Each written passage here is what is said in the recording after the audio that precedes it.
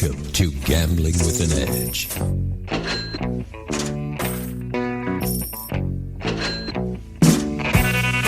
now, here are Bob and Richard. Good afternoon. Welcome to Gambling with an Edge. I'm Bob Dancer. And I'm Richard Munchkin. Today, our guest is known as the Heist. Formerly worked in surveillance, now plays sports and poker. The Heist, welcome to Gambling with an Edge. Hi, guys. Thanks for having me on. It's an honor. All right. You worked for 5 years in surveillance. What part of the country did you work in, and what did you do?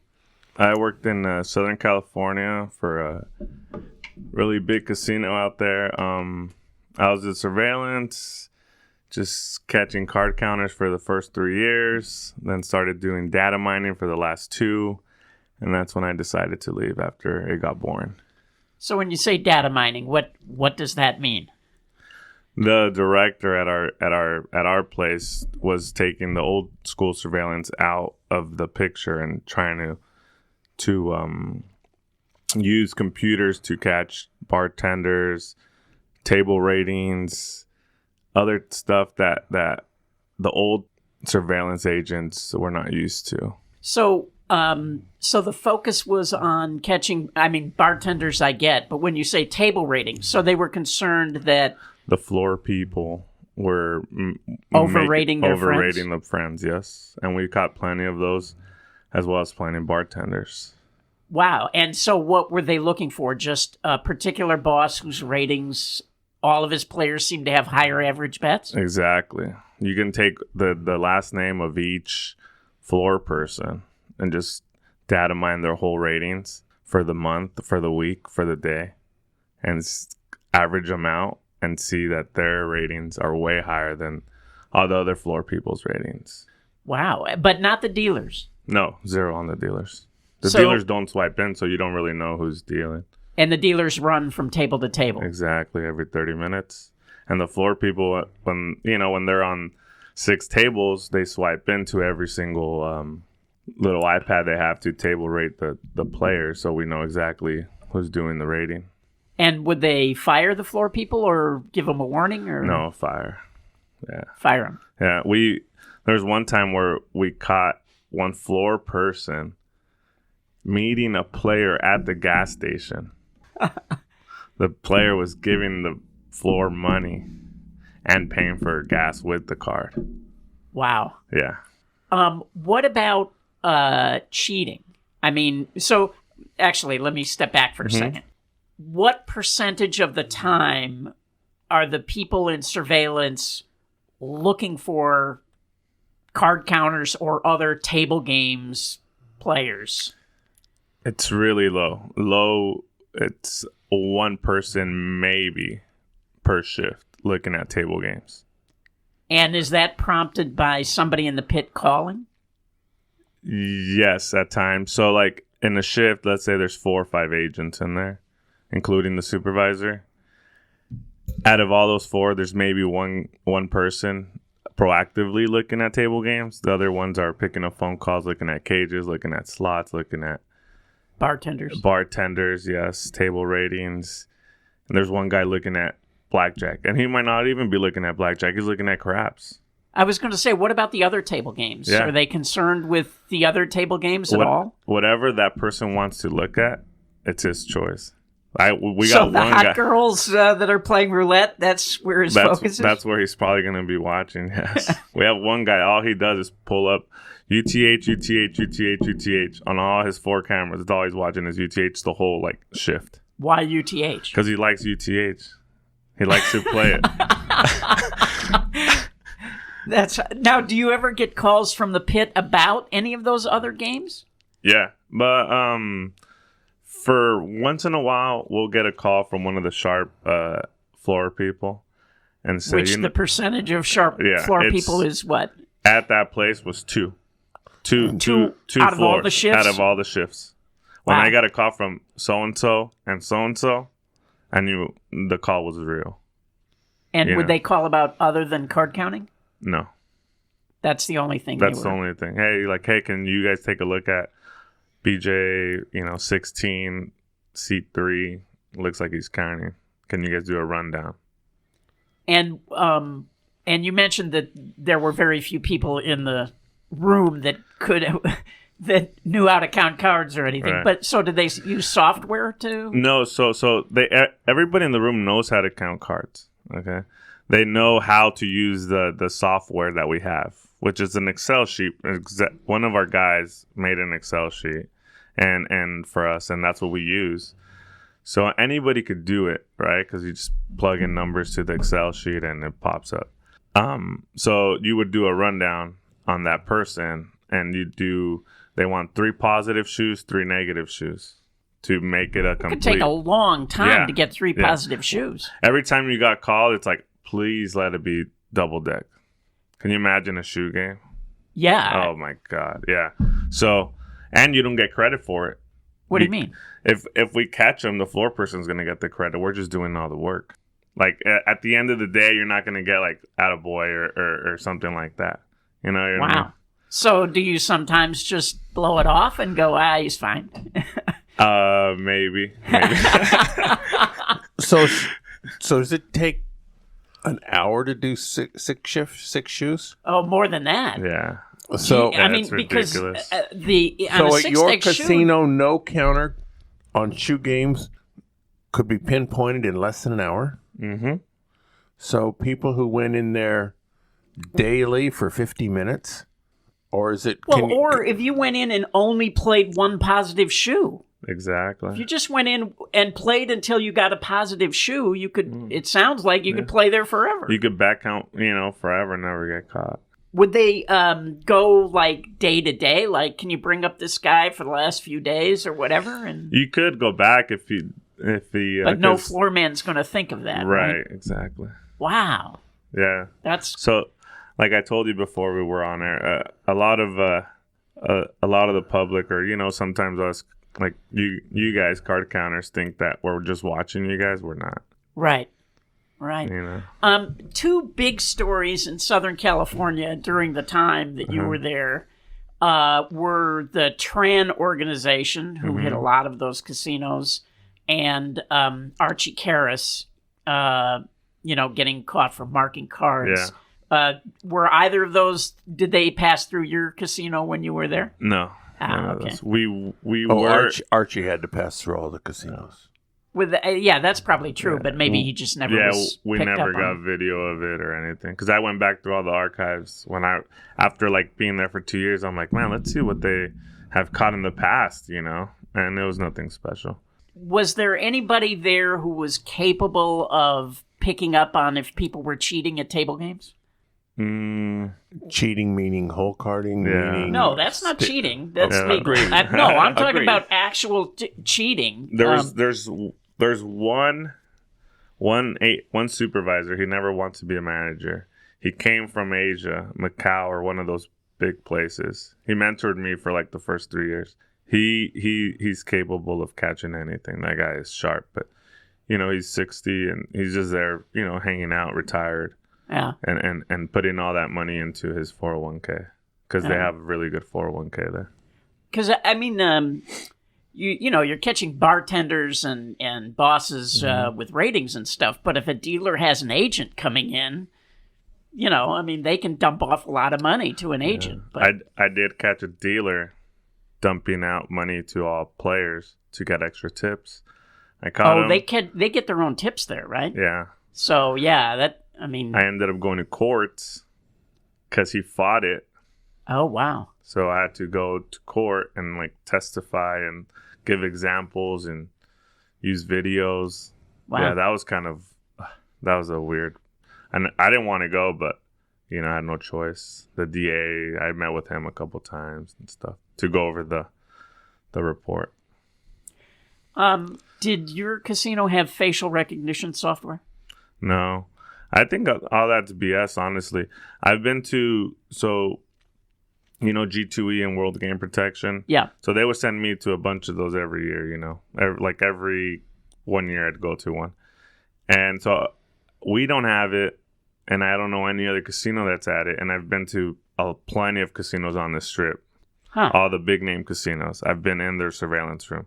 Because when they come, the directors are buddies. You show me your surveillance room, I'll show you mine. That type of thing.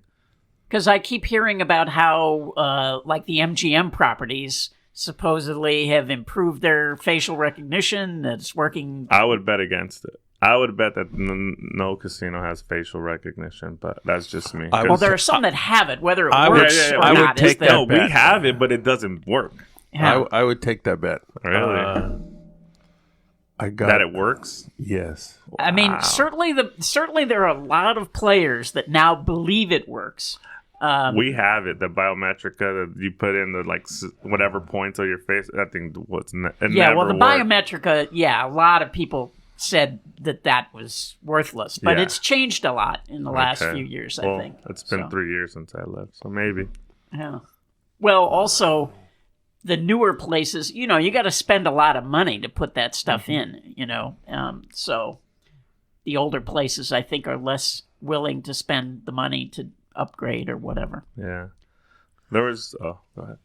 There was also this one, we did catch them cheating on craps one time. Oh, how are they doing that? They did it for 2 days. They got us for $140,000 in 2 days. Wow. What were Yeah. they doing? This is, It- wait. This is in Southern California. Is this is this diceless It's crap? cards. It's right? cards. Okay. Yeah. So it was my day off. I came in on my Monday. At that casino, they use 2 decks of cards. I mean, Yes. the casinos that use one down at 2 continuous shuffling machines, right? Yes. Okay. To this day, I'm still not 100% sure how they did it, but I'm 80% sure because of that Asian guy. I'm going to give all the credit to him. I ended up taking the credit, but so these 2 guys come in. One young kid, 30 years old maybe, then the BP, who's 60 something. And the cards come out of the shoe of the shuffler, and one stays on the top while everyone waits and puts in their bets.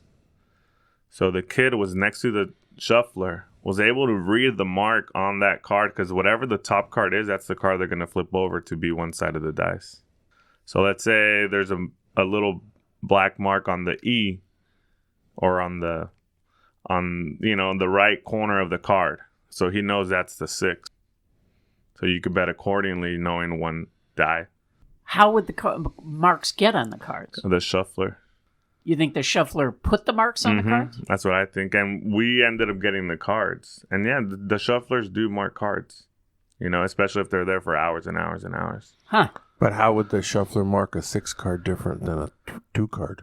It's just those there were little black scuffs on them. We've seen them. I mean, poker cards always sometimes get marks. Huh. And so what did they do to the guys? The funny thing is, they didn't know what was happening until they ended up just leaving. Oh, and then they never came back. We never came back, got away free, and they the table game director, the VP, the surveillance director, they didn't know what was going on. So me and that Asian guy, the guy that mentored me, got the cards. He's like, Tom, let's go look over here. So we got the cards. We went into some room, put the black light on, couldn't find nothing, and then it just hit him. He's like, dude, all these ones are marked differently. That damn kid knew exactly what card was. He memorized. If it's marked on the bottom left of the card, that's the 4. Every single card had a different mark. So it I never don't think a occurred to you shuffling that machine would mark cards differently. it never occurred to you that maybe somebody in the pit or something had something to do with the cards getting marked? No, because it was more like a shuffler's mark. What? Sometimes they get smudges on them. I've seen it plenty of times. Where someone's but I would argue that if that were true, then they weren't cheating. No, well, yeah. So they're not cheating. It was just a good AP move, right? Exactly. Yeah, they weren't cheating, but yeah, that was a good one. And then I brought it to the attention of the director of surveillance, the VP, and they were like, "Holy smokes!" And then one guy thought it was a shuffler. You can hear the shuffler because it was only 7 cards it was shuffling. So you can hear the shuffler, and he was able to time it. But I'm like, come on, you can't hear that. Relax. 7 cards? Yeah. Why would there be 7? Aren't they the 1 through 6? Oh, I'm sorry, 1 through 6. Sorry, yeah. Yeah. There's only 6 cards on Yeah, one, in a one noisy blue casino, it'd be awfully hard to hear the... It was 1 blue deck, 1 red deck. So you take the top from the red. And so, yeah, all the dealers got fired. So 2 1s could not come out in a row? Wait, why did the dealers get fired? What did they do? They weren't supposed to let people bet once the cards were up. Oh. The floor, the whole shift got fired. The Wow. box, the floor. Yeah, because somebody, I guess, had to. You know, we were on hot water for a long time after that. Yeah, it was a mess. I came in from my desk. I'm like, what the heck happened? They're like, these guys came in. And so who knows if I was there, if the Asian, my friend was there. I don't know. It was his day off, too. So who knows? Would I have caught it? Probably not. I don't know. I think those things are much easier to figure out after the fact when you have a lot of time to look at the tape and think about it. 100%. So what other kind of training did they send you to? Other than you mentioned you went to G2E. Yeah. And the World Game Protection. How did you find those seminars? Did you find them worthwhile or? G2E was just a vacation. Right. Yeah, you're just looking at all the new... Yeah, that was just like, I wanted to go to G2E every time just so I can come to Vegas and stay in a really nice hotel. They put us up at the Wynn, do some sports betting, play some poker, and then, yeah. But World Game was nice. World Game, you were able to learn a lot of stuff, if you picked the right classes. And then I also went to Bill Zender's class. One time they had it here at the Paris, I believe, or something like that. One of those casinos. That was a nice class as well. But do they pay any attention? Like one of the things that Zender talks about a lot is game speed and that you should put really deep cuts in your shoes. And but do they pay attention to any of that? Honestly, no. Yeah. I just took it and I would make... come back with notes and tell my managers, this is what I learned, this is what I think we should do, and that was it. And then they would ignore it. Yeah, they'd be like, all right, lunchtime. I'd give it to them. They're like, all right, thank you. So did they ever catch cashiers cheating or change girls? I don't know. They wouldn't. I don't think they have change girls anymore. I think that's a thing of the past. No, right? at my time there, we never got a cashier cheating. Now. Mostly bartenders. And dealers and floor people. So if you were in Southern California, then that meant you worked at a tribal casino. Now, when we have Bob Nersessian on this show, he talks about the difference of being caught for cheating in a tribal casino versus a non-tribal casino. Did you follow up on any of the prosecution or... Like when somebody's harassed a player and they bring in outside lawyers to sue, do you have any idea of how it was different at the tribal casinos versus non-tribal? Or no, I wouldn't say I'm an expert in that or nothing like that. I couldn't tell you what they did. As far as cheating goes, you mentioned that you went to court to testify against somebody who was cheating, but that was not a tribal court, right? That was a regular court. I believe that if you cheat on an Indian casino, I think you're breaking a federal law. I think. So sounds like that's how the prosecution went in that case. But anyway, yeah, but the whole tribal law thing, because non-tribal people can't be prosecuted by a tribal court. So, tribal laws do not apply to non-tribal people. All right. So that was 3 years ago. Then you decided for some reason to give up surveillance. Is this because you got fired or because you got bored with it? And what happened next? No, I didn't get fired. They were shocked. Well, the funny thing is, I was trying to put a leave of absence because NFL was coming up, and I was at this point really getting deep into betting sports, just making way more money betting sports than I was at my job. and playing poker on the side at this time. And I'm like, you know what? I came up with this master plan. I'm going to say that so-and-so happened and I need 3 months off of work and unpaid is fine. And I try to put that in and they rejected it. They're like, what are you talking about? You're not taking no leave of absence. I'm like, what? Why not? And then I'm like, at that point, I'm like, you know what? I'm just out of here. I'm out. And they were shocked that everybody was shocked. My coworkers, my supervisors. I talked to my wife about it, and she's always supported me in everything I did. I worked at UPS for a while, for 5 years. I left that place to go work at a casino. You know, UPS was a good job. Yeah, actually, that surprises me. I mean, the casino job was better than the UPS job? At that time, it was going to pay a little bit more. I was working at the warehouse at UPS, not a driver. So I love that UPS job. You know, it was like you would work a lot of hours, so you'd rack up good money. But I just took a risk. I'm like, you know what? I'm getting tired of UPS. I like gambling. Let me get into this. And I was looking up. I'm like, wow, they're hiring. They must be desperate because they only want 1 year of experience. So I was working part-time at loss prevention at a Kmart just so I can have 1 year experience of surveillance. So I did that.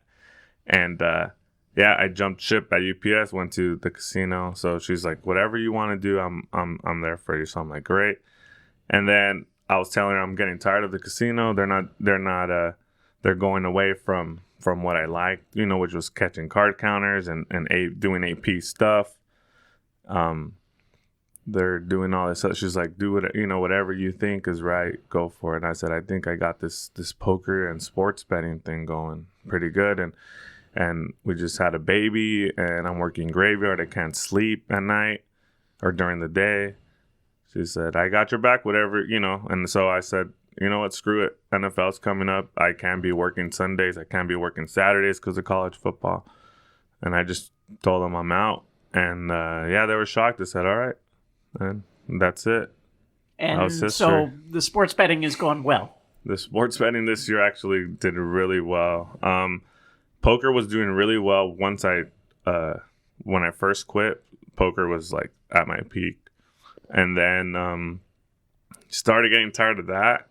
Dove into sports betting even more and seemed more convenient. I could do it from my house, you know. So little by little, I was going away from poker. Tell us how you did it from the house, living in Southern California. Offshore online. Yeah. You know, a lot of local bookies. So with really slow websites that you can pick off. And by this point, I'd established a relationship with a lot of those guys, you know. So I had a lot of a long leash, you know. If I go on a good run, they're gonna, you know. And I brought them people as well. So my leash was pretty long with a lot of those guys. So yeah, I was just working from home, and I noticed when I was playing poker, I was starting to play less and less because I was getting lazy. Because now you got to drive 45 minutes to go play and sit in. Oh, so you weren't playing online. You were playing live. I was playing live, yeah. So now you got to drive an hour, 45 minutes and go play with annoying people, you know. Or I just won X amount of money from my couch and I'm just like, I'm just not going to go today. And it ended up adding up. And then I'm like, man, I need some kind of scheduling. I'm like getting lazy. So that's when I looked around and I'm like, I'm going to be a prop player part-time. So now I'm a prop player part-time for like work 3 days, you know, sometimes 4 if they really need me. Does that get you health insurance or anything? Or? No. My wife's got all the health insurance. She just started working. So I love it. I just go in 3 days. At least I have some kind of schedule, you know. To get you out of the house. Exactly. 2 kids, a wife. Yeah. It's worked perfect. I love it. Huh. And have you suffered any kind of major losing streak that your wife started to get cold feet? No. Luckily, yeah. Actually, when I first started, yeah, but I didn't tell her. You know, I kept that close to the vest. I don't tell her how I just tell her we're doing good. You know, it was a bad week. That's it. If I tell her the number, she'll flip out. Now you had a cash in this year's big super contest, quite a substantial cash. Now, do you tell her about that? Yeah. She was sweating that one. That was a good one. Because for a minute there, I thought I had a really good chance at first place, which is close to 1.5 million. That's like 1.4 something. So yeah, that was a good sweat for our whole family. But you end up not getting that, but still a substantial paycheck. Yeah, it was bittersweet. Yeah, I came in 5th place. We 4 of us tied 4 ways for $163,000 each. Like I said, it was bittersweet because going into week 16, I got my first 5-0 week in week 15. That was my first 5-0, and I jumped up to 4th place, which was only 1.5 points back of first. So I'm peaking at the right moment. I came from 15th up to 9th, up to 6th, and finally, boom, I'm in 4th place, 1.5 points back of first, sitting on 200,000. All I need to do is just go 4-4, and I'm top 2. Go 3-3, and I stay probably where I'm at. And of course, week 16 comes. I get my worst week of the season, 1.5 points, fall all the way down to like 7th place, 60,000. I'm depressed for a good 2 days. I'm just like, I can't believe I blew this. I just lost all this for our family.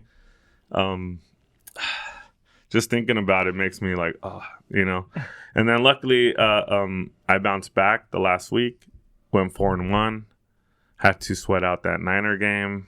And the rest is history. 5th place. All right. We got some more questions to ask you about both sports betting and poker playing. But first, we're going to take a commercial break. The South Point has more than 10,000 games returning more than 90%. More than 99%. This is more than anyone else has. In January, they have the $500,000 spin to win. Every Monday through Thursday, earn up to 4 spins a day by playing $500 at slots or $2,000 at video poker per spin. In past years, the spin has been $12 on average, which means video poker players are getting a 0.6% boost. This is 3 times points because single points at the South Point is 0.3%. They get this on the first $8,000 they play 4 days a week for 4 weeks. If you're taking advantage of the entire promotion, it requires $128,000 coin in for the month, which is a lot more than most people play. But for the 0.9% bonus added to games that start out pretty good, a lot of people are going to stretch to do that. On January 20th, Martin Luther King Day, there'll be a $32,000 hot seat promotion between 8 a.m. and midnight. Approximately every 3 minutes, one person playing with their card inserted, having played at least $1 coin in over the past minute, receives $100 in free play. The next semester of free video poker classes is right around the corner, beginning Tuesday, January 14th. First game is Jacks or Better. This is the basic game. It provides a foundation of how you play bonus poker, double bonus poker, triple double bonus poker, all of the games based on Jacks or Better. So that's going to be the first week. Beginning classes start at noon. Intermediate classes start at 2. Classes are free in the Silverado Lounge, which is the first lounge you come to inside from the parking garage. And if you're at least 21 years old, you're welcome. At predicted.org, There's a market where you can place small bets on the occurrence of various political events, mostly but not entirely based on the United States. There are a number of different bets on whether or not Trump will be removed from office, or who the Democratic nominee is going to be, or will Trump finish out his first term. Gambler with an Edge listeners receive a one-time offer of a deposit match up to $20 at predictit.org/promo/edge. You must play the money through once and cannot withdraw it for 30 days. blackjackapprenticeship.com, excellent site for those of you who wish to become successful at counting cards at blackjack. They have a variety of training processes. Colin Jones posts a number of videos on youtube.com where you can check out if his teaching style works for you. If it does, there are a number of very informative videos behind the paywall. At videopoker.com, it's the best place to play lots of games. If you sign up for the gold membership, $8.95 a month or $79.95 a year, this allows you to get correction on most of the games.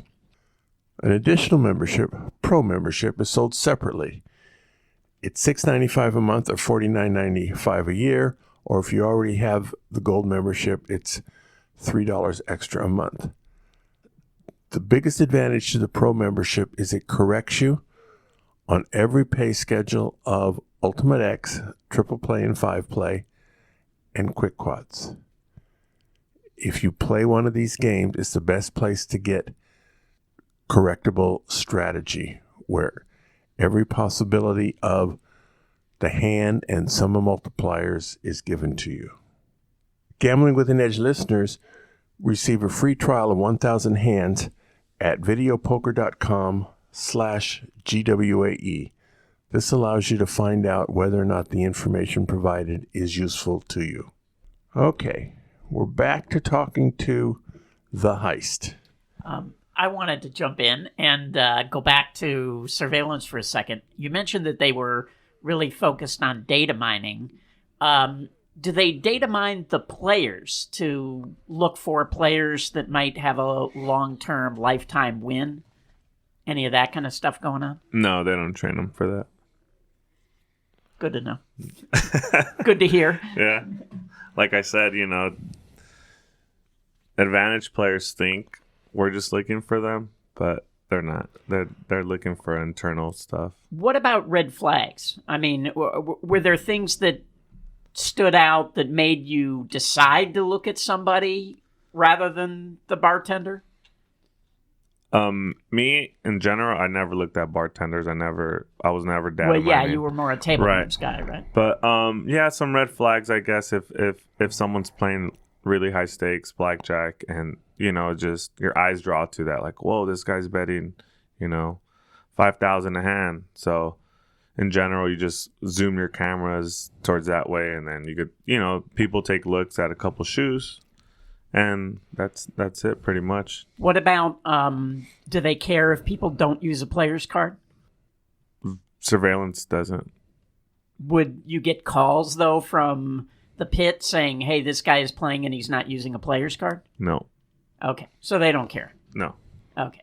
Like I said, it's up to the sharp floors to look for that, which ends up being the supervisors, not the floor people. The floor people are like dealers. They move okay, now you're going to this pit, now you're going to this pit. They don't just stay at the same pit the whole time. So it's just like dealers, they're just mind their own business. They're going every 30 minutes. They're trying to get as much cash as they can, and they're not looking for, Yeah, they don't care. They don't They're just care, putting exactly. in their hours. And I think the floor is the same way. They don't care, unless you're trying to move up. Richard asked a question a few minutes ago about whether or not they were concerned with the lifetime win of the player. It occurs to me that the slot department is interested, and the slot player tracking system is totally separate from surveillance. So the slot department can make those decisions based on what you do on a video poker machine and restrict you, which would not be through the surveillance at all? Actually, I just remember now that you said that. We would get reports at the end of the shift from the table game shift manager saying, so-and-so won X amount. Can you take a look at him next time he comes in? That's the only thing, or so-and-so won this much the last 3 trips. Next time he comes in, can you guys take a look at him? That's it. But so table games initiates that. Surveillance doesn't say so-and-so won this much. Let's look at him. Right.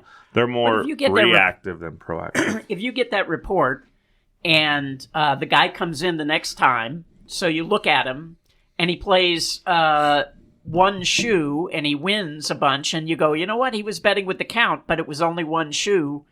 What happens then? Nothing? That's red flag.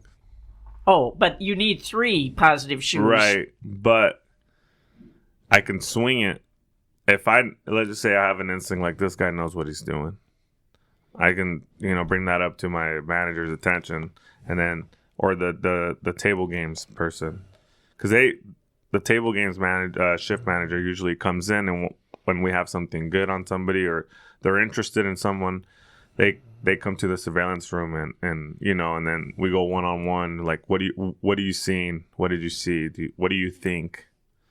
A couple, like me, after catching how many card counters, the table game shift managers wanted me to go over and be a floor person for them. They're like, man, you should come work for us, but we can't switch over. So I thought about it. I'm like, man, floor person. I'm like, no, because then, like I say, you stay in one place. You I don't could want wear to do these that. cool looking suits though. Yeah. Actually, don't the dealers make more money than the floor people? So... And my whole thing was, I'm just gonna watch 6 games. In surveillance, you can watch the whole casino. Yeah. You can watch all the pretty girls. All right. So in your sports betting, if your wife listens to this broadcast and she responds to that, I am not interested in being any kind of witness in divorce proceedings. That was just a joke. I have no knowledge of what you did on your work. I apologize. Okay. When you were sports betting, what kind of promotions did you find? I've heard other people say this last year was pretty good for sportsbook promotions. This year was the first year I actually, came out to Vegas for some promotions. When Circa first opened, they had the no vig promotions. So I came out I came out here with a bunch of cash and hit that pretty good to try to, bet both sides on some games, try to middle, with no vig, or take plus EV bets at no vig. So I came out for that, and that's where I met a lot of people that I know now. My network of, let's just say, professional gamblers or professional sports bettors. And then, so that was How did that happen? Just sort of being at the sports book, hanging out? Exactly. That's exactly how it happened. We were just at the sports book hanging out, and it was the day before the Golden Nugget had their college football games of the year. That's where it actually occurred. And then the next day, we saw the same people at Circa. So it's like, oh, So the Golden Nugget also had their college football games of the year. So I was coming out for that. What is college football games of the year? The director, I forget his name. They pick out, let's say, probably like 30 games for the whole season. And they put the spreads up for those games. So if you're a good handicapper. And the spread's up in September for these games up until December. Exactly. So, yeah. So you do lose. You do have to put the money up now, and some of the bets aren't decided for 2 or 3 months. Exactly. And yeah, but you're locking in a price for something that can change dramatically over those. Yeah. The max bet was 500, so it was a little disappointing, but I'll take it. And then the World Series of Poker was on at the same time, so that so I was playing poker, and then I came to both of those at the same time. So it worked out perfectly.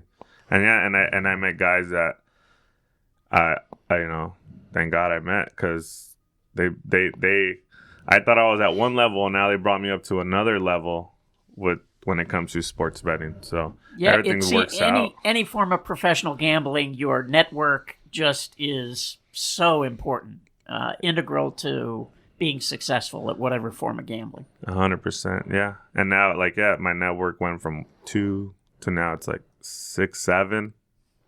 And we're talking about really, really sharp guys when it comes to sports. So it's awesome. Asian baseball. What is that? How do you make money there? Man. Asian baseball, yeah, that was the best. I found this one sports book that was off like 50 cents on Asian baseball. Wow. Yeah, it was when I saw it, I could not believe it. I was like, oh my gosh, this guy. And I had good limits, and I was able to. Was this a bookie? It was a offshore, offshore bookie. One of the paperhead sites. So local bookie, and he was off by miles. So at first I was like, let me arbitrage this. And then I arbitraged. I'm like, wait, what am I doing? Why am I arbitraging this? Just give me the dog. Yeah. So I was just betting the dog every single time. And I took him for a while. It took him a while because I was putting in football plays in there, to try to mask everything. And I was betting the other side of the football. So I was just trying to profit on the Asian baseball on that site. So hoping the football lost. So, and it worked out. Some weeks I would lose and I just break it in with Asian baseball. Yeah, I didn't even know about Asian baseball till I was combing through the website, and because I have like multiple of accounts. So I would go every morning, go to Starbucks, boom, let's open up all the accounts, see who's off on numbers and MLB, strikeouts over under. This guy's off by a lot, so I bet here. And just like that, just opening up every single account, every single sport, I ran into Asian baseball, and I was just like, this is it. You don't know any of the players? I don't know any of the players, but I know the teams now. I know, it was the funniest thing. I was telling my guys at where I work at as a prop player, and they're laughing. They're like, oh my gosh, because one of the guys knew all the Asian teams. I'm like, yeah, the Tigers, and it was funny. And he finally backed me off after the season ended. He's like, man, I don't know what you're doing. And the texts are funny. They're like, the site runner claims that you have like 160 accounts and you're in with the odds makers. And I'm like, what are you talking about? I got one account on this site. And he's like, I'm sorry, but we can't take your action anymore. I'm like, it's okay, thanks anyways. So it's very much like for blackjack players, if you travel the world, event once in a while, you're going to walk into a gold mine somewhere. And the same thing happens if you're a sports bettor, but instead of having to do all the traveling, you can do it in your underwear on your couch, traveling from site to site. But you have to take the time to go look at all those obscure things like Asian baseball. 100%. Yeah, it took me a while, and all those props I'm betting, it's not easy to sit there and bet over under on strikeouts, and open up every single website and look what, who's off and who's not off. You already know site X is off on strikeouts. Site Y is off on other things, So yeah, it's a grind and a hustle for sure. So you mentioned that you're a prop bettor. Now, if you can be placed on games where you're pretty good at that game, this can be a very lucrative thing. If you have to go into they need a body on a game that you're not a pro at, it can be a very expensive hobby. So how do you keep it under the games that you're good at? Luckily for me, my casino averages one game a day. Oh, so it's a small place, and yeah, so all I'm playing is low limit, no limit hold'em. And just BSing with all the dealers and stuff, watching So it sounds like this is more of a social thing than you can't need the money that you're making. Yeah, definitely.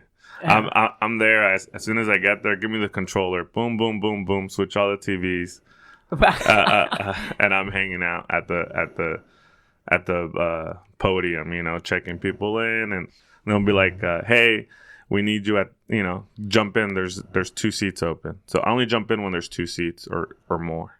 So yeah, it's more like a social thing. Like I said, is to get out of the house and have some kind of schedule, and they pay you hourly.